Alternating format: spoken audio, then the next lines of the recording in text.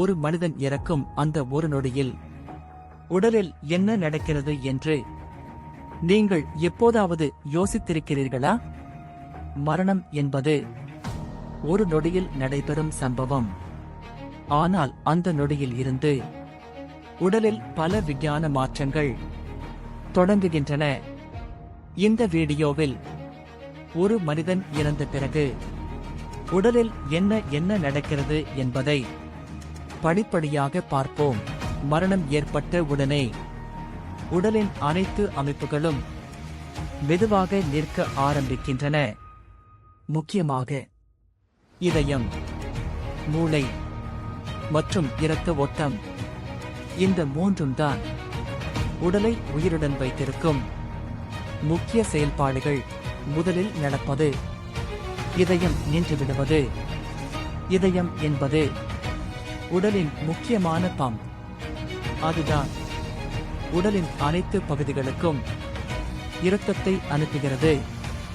இதயம் நின்றவுடன் உடலில் இரத்த ஓட்டம் முழுமையாக நிற்கிறது. இதயம் நின்றதால் இரத்த ஓட்டம் திடீரென நிற்கிறது.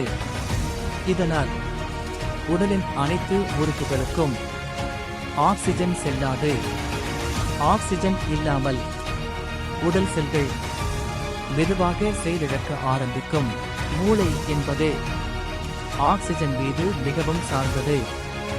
ஆக்சிஜன் இல்லாமல் மூளை சில நிமிடங்களுக்குமே செயலிழக்க ஆரம்பிக்கும்.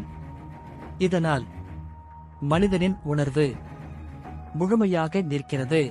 ஆக்சிஜன் இல்லாமல் மூளை செல்கள் சில நிமிடங்களிலேயே சேதமடையும். இந்த நேரத்தில் மூளை மெதுவாக செயலிழக்க ஆரம்பிக்கிறது. சில நிமிடங்களில் மூளையின் முக்கிய செயல்பாடுகள் முழுமையாக நிற்கின்றன. இதுவே உயிர் முடிவடைந்த முக்கிய தருணம். மரணத்திற்கு பிறகு உடல் மெதுவாக குளிர ஆரம்பிக்கிறது.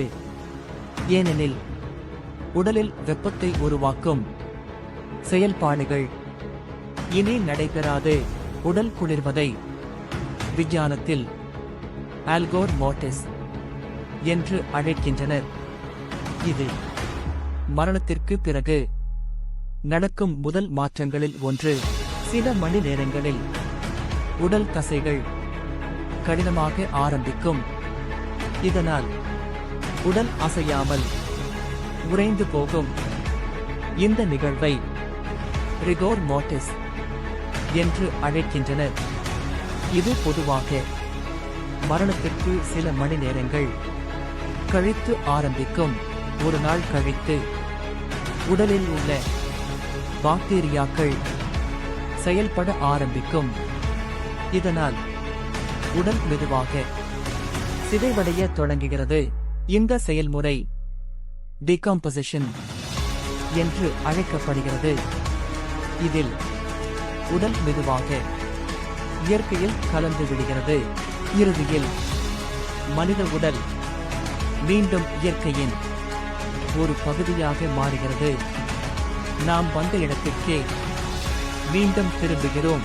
இதனால் மனித வாழ்க்கை மிகவும் அரிய ஒன்று.